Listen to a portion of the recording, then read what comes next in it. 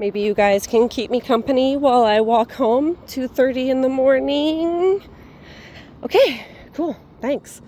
With that being said, I guess I'll touch base on a couple of things. When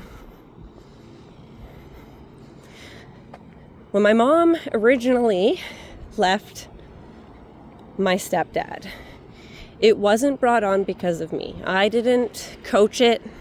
I didn't tell my mom about what was happening until after.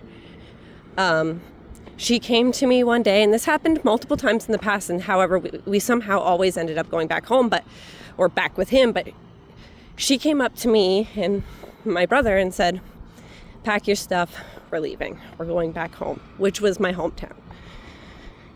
And I didn't have time to say goodbye to my best friend. I didn't have time for nothing. We packed our stuff and we left. And like I said, this kind of stuff happened before, and then they would always end up back together. So this wasn't like the first rodeo. Anyways.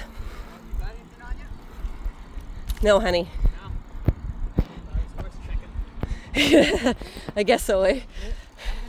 Yeah, you too.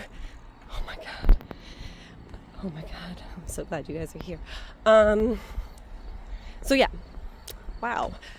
I gotta get my brain back. My mom had packed us up and we had drove 3 hours back to my hometown. At that point, I had called my best friend and told her I'm never gonna see you again, which is funny. Hey girl, we do see each other now. And it's been years and years and years later. It's so crazy. But yeah. I didn't end up telling my mom until about a month after she left him, actually. And it's really strange because I still don't understand why she left him. There's been speculations, there's been rumors, there's been all these things, but you never know. You just never know the truth with her. So I genuinely don't know the truth. I have my own conspiracy theories regarding it, and if you guys want to get into that, I mean, I'm not opposed to it. We can definitely make a video getting into that, or maybe once my lives on YouTube get accepted, we could talk about it there. But it wasn't until about a month after she tried to let him continue playing stepdad and coming into our lives and taking us out for lunch or taking us out for dinner and visiting and whatever, right? And every time he would leave, our house would turn into chaos. I would be screaming, she would be screaming. It was a mess. One day she came out and said, how come every time he leaves, our house is madness? And that's when I broke down and I had told her what had happened to me for the whole 10 years. Now she cried, and she did say that it was her fault. So there have been comments saying that she didn't believe me. She believed, and I very well believe she believed because she knew. She can't deny it when you know. She started crying and asking me not to tell anyone. From my understanding, she didn't want to tell anyone because she was nervous that if I told people, that could potentially put her at risk to going to jail. And the only reason why that would even be considered would be because Children's Services had warned her about him. At the time, I didn't realize that. At the time, I strongly believed that my mom didn't know and that I was going to protect her. So I continued not to say anything for five years. She left when I was 15, and I didn't speak up until I was 20 years old. And when I went to court, they told me, you don't have evidence. There's a really good chance he can get away with this. And I told them I wanted to try anyway.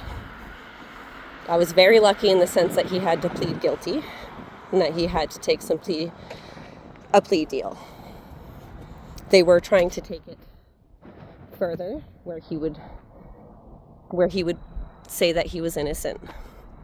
I'm not entirely sure about what happened, but what I was told from a birdie, not even from a professional, but from a birdie, that he had admitted some things to his mom in a room where there was recordings, and that is what prompted him to have to plead guilty. Now, I don't know if that's true, and what I do know is that he had to plead guilty and he did accept a plea deal. And what I do know is that they were fighting to carry this trial on for more than 2 years. It didn't go on for more than a year, but his lawyer was trying to push it so it can just keep going. But once that whatever happened, they couldn't do that anymore. Anyway, he ended up pleading guilty and going to jail and getting released after 3 years on good behavior. My mom didn't see jail time. I never charged my mom. I am no contact with my mom. We do no longer talk. I did, however, after I put him in prison, try really hard to have a relationship with her for 10 years. I had spent multiple nights crying, asking and begging for a relationship.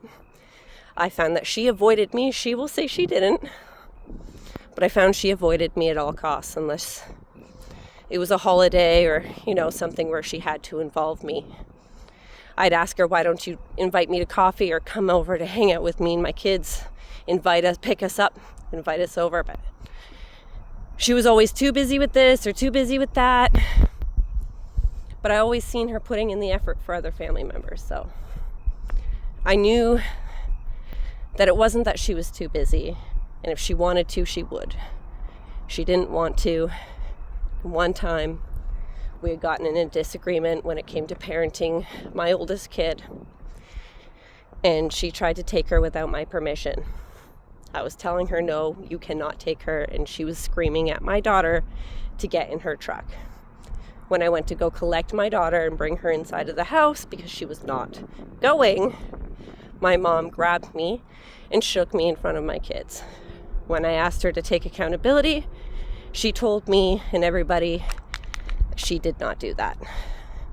So I told her until she can take accountability for what happens, then end my whole life, proper accountability, not just cry and ask me not to tell anyone or talk about it, then I didn't want her in my life anymore. And I guess she chose that it was easier to try to manipulate everyone into believing her side of the story and stop contact with me. It was better and easier for her that way. So no, I don't talk to my mom. No, I haven't charged her. Yes, I can charge her if I want to.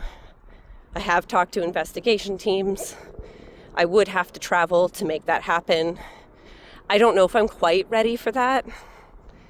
I also wouldn't have the funds and I wouldn't ask for them. And it's not, I don't know. I'm not sure if I made a decision how I want to seek that justice with her yet. I was hoping by now she would have made a turnaround, some miraculous. But I get it. It's not going to happen. Anyway, I'm almost home now. And I appreciate you guys joining me and keeping me safe. I hope to post more videos like this. I know my city isn't the most beautiful, and I'm too shy to record my face full on right now. But I hope to do more like this, and I hope to do lives soon. And thanks again for listening and holding through this whole thing. One last dark trail right there, and then I'm home. Okay, wish me luck.